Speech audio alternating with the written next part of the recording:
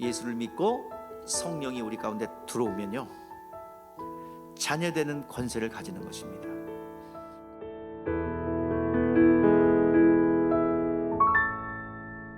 우리가 요한복음을 통해서 예수가 누구신지 알자는 것입니다. 예수를 아는 것이 하나님을 아는 것이고, 예수를 보는 것이 하나님을 보는 것입니다. 예수 이름을 영접한다는 것이 무엇일까요? 예수 이름을 영접했다.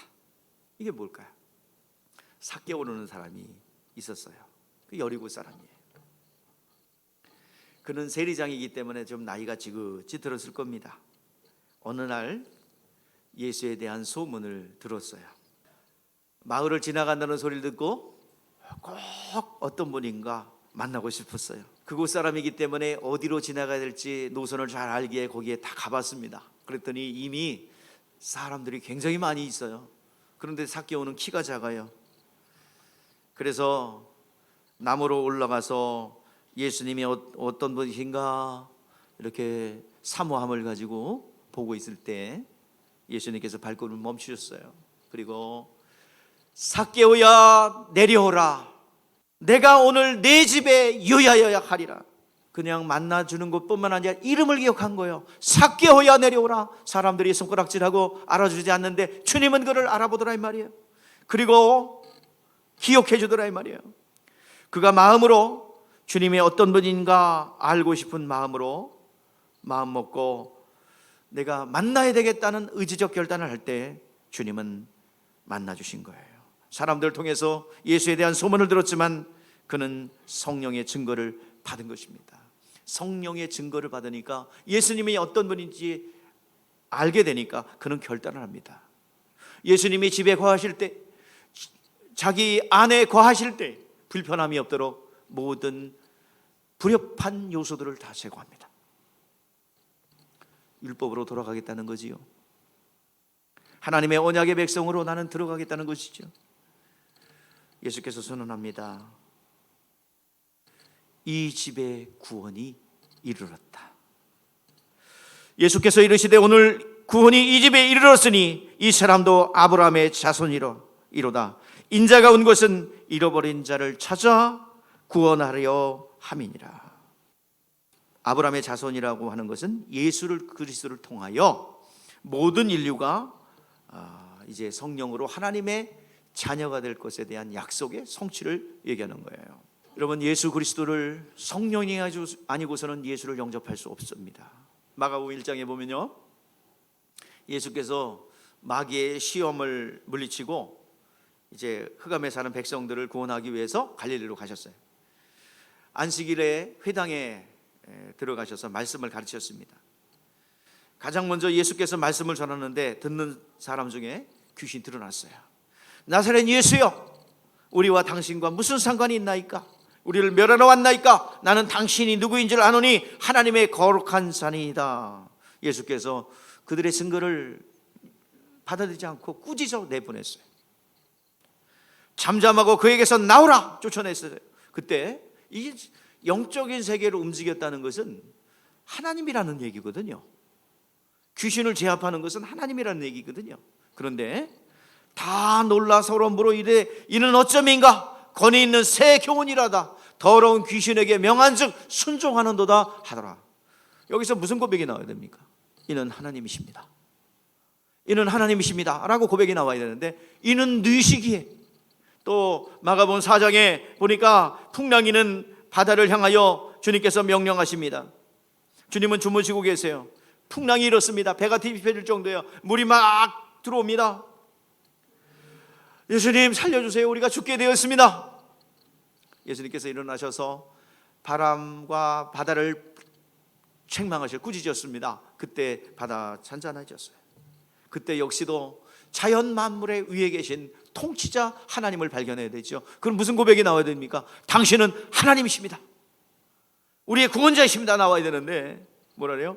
저가 뉘시기에 이들이 심히 두려워하여 서로 말하되 그가 뉘시기에 바람과 바다도 순종하는 것. 그들이 왜 아직 예수님을 모를까요? 아직 성령을 받지 못했기 때문입니다. 예수 그리스도는 성령으로만 믿을 수 있어요. 신앙생활은 하나님이 약속하신 것을 믿음을 통해서 나타내는 것입니다. 말씀은 여러분 소설책이 아닙니다. 격언이 아닙니다. 속담이 아닙니다. 좋은 말이 아닙니다. 말씀 그 자체는 생명이십니다.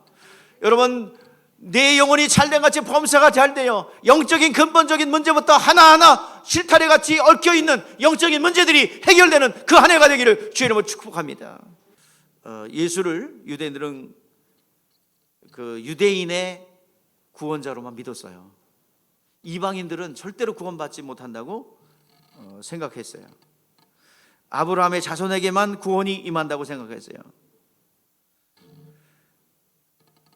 근데 이 베드로조차도 그 예수님과 가장 가까웠던 베드로조차도 그렇게 생각했어요.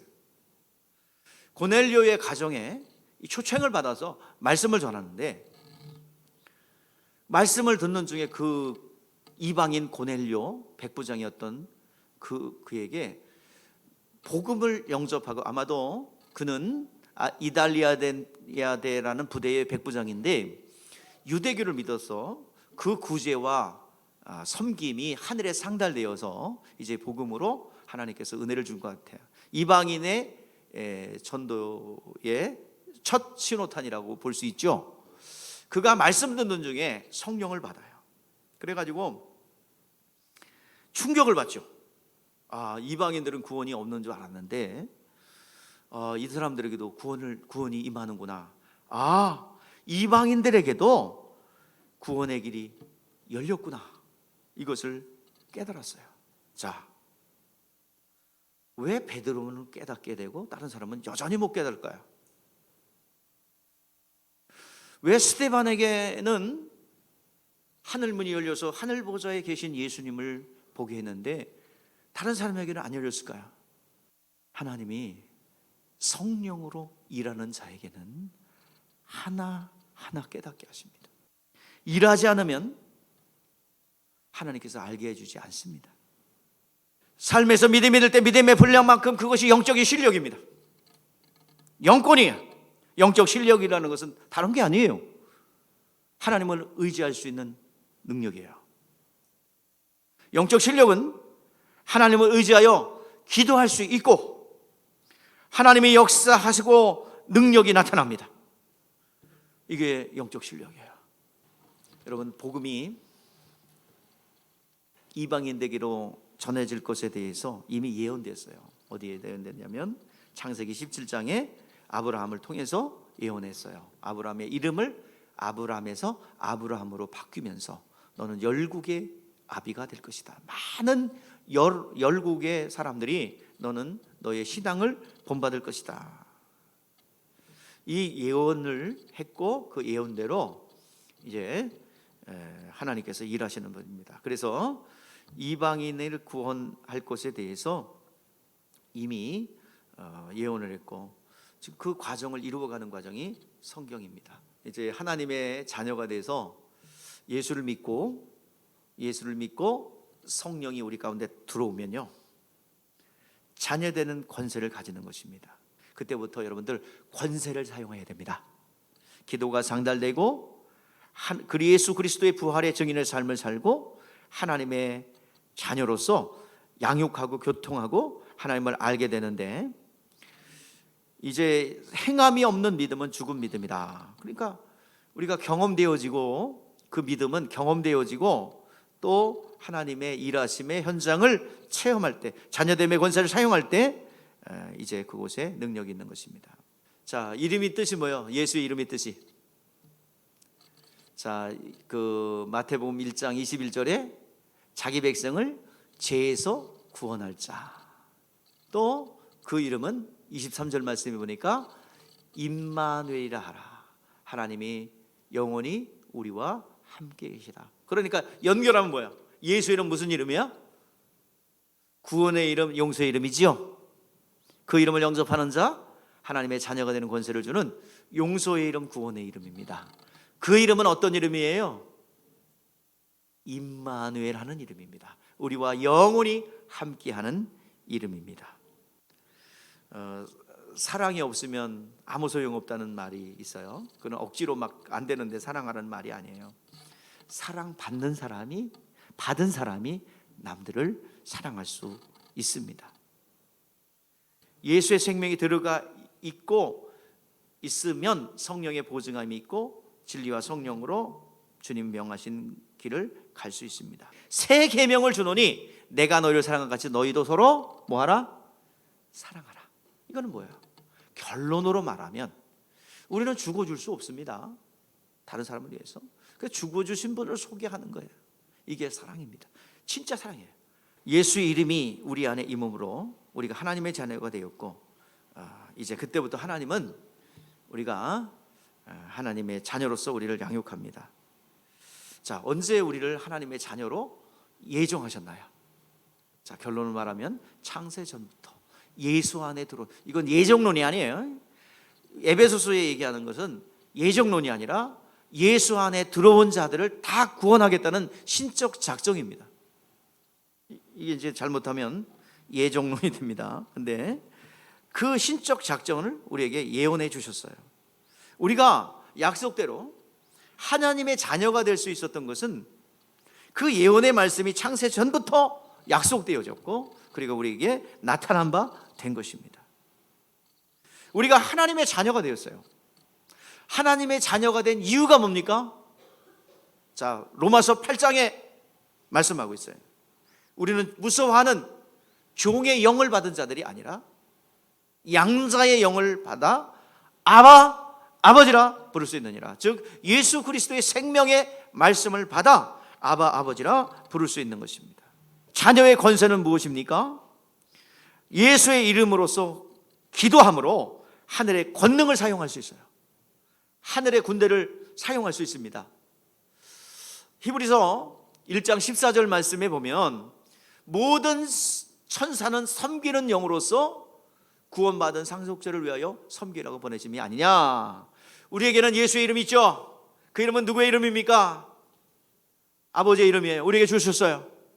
예수께서 주신 이름을 우리에게 주시고 가셨어요. 그래서 우리가 예수의 이름으로 기도하고 성령으로 일할 때에 하늘의 군대들이 움직일 줄 믿습니다. 또 자녀됨의 권세가 있어요. 하나님을 경배하고 찬양할 수 있다는 거예요. 오늘 경배하고 찬양할 때 천사가 화답하며 오늘 이 시간 우리의 찬양과 경배를 받으실 줄 믿습니다. 하나님을 영화롭게 하는 그 직임이 하나님의 자녀됨의 권세입니다. 또한 하나님의 자녀된 권세는 하나님을 위해서 죽을 수 있는 육체가 있다는 거예요. 육체가 있는 동안이 여러분들 성령 받을 수 있는 교회요, 구원 받을 수 있는 교회요, 또 육체가 있는 동안이 하나님을 위해서 봉사할 수 있는 기간이에요. 그리고 하나님을 위해서 순교도 할 수 있는 기간이에요. 할렐루야. 그래서 이것을 히브리서 2장 7절의 말씀에 보니까 영광과 존귀의 관을 씌우셨다는 거예요. 육체의 삶이에요. 자녀된 자들에게 생명처럼 들어야 될 말씀이 있어요. 세례받을 때 변형사에서 말씀하신 거예요. 이는 내 사랑하는 아들이요 내 기뻐하는 자니 너희는 저의 말을 들으라. 하나님의 사랑받기를 원한다면 예수 안에 들어가고 예수가 내 안에 들어오고 그 말씀이 내 안에 머물 때 하나님의 사랑과 하나님의 기쁨이 우리 가운데 있는 것이에요. 요한복음 21장에 말씀하고 있어요. 부활하신 예수님께서 베드로에게 묻습니다. 요한 애들 시몬아, 네가 나를 사랑하느냐? 예, 사랑합니다. 내 양을 먹이라. 사랑한다면 주님의 것을 귀하게 여길 거예요. 목숨처럼 아낄 거예요. 형제를 미워하면 사랑 안에 거하지 않는다고 그랬어요. 사랑하라, 사랑하라. 인간의 힘으로 불가능합니다. 성령이 임하시면 하나님의 사랑을 알게 되고, 성령이 함께하지 않으면 하나님의 사랑을 알 수 없습니다. 성령이 함께하시면 할 수 있는 능력이 있어요. 오늘 여러분들이요, 주 예수께서 오시는 날까지 성령에 충만하며 예수를 증거하시고 또 하나님을 경배하시고 또 이 육체가 있는 동안에 자녀됨의 권세를 놓치지 않고 시간을 낭비하지 않기를 바랍니다. 또 주님은 우리의 친구가 되어주셨어요.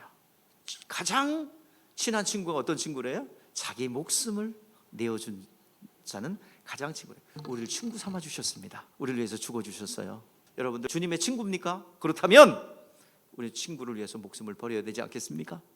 그러면 하나님께서 하늘 보좌에 같이 앉혀주겠다 약속하고 있는 것입니다. 하나님의 영광의 자리에 들어가겠다 했는데 여러분 자녀됨의 권세를 사용하셔서 영광의 보좌를 가는 소망과 그리고 비전을 보기를 바랍니다. 저 영원한 나라의 약속을 바라보면서 달려가는 여러분 되시기를 바랍니다. 기도하겠습니다.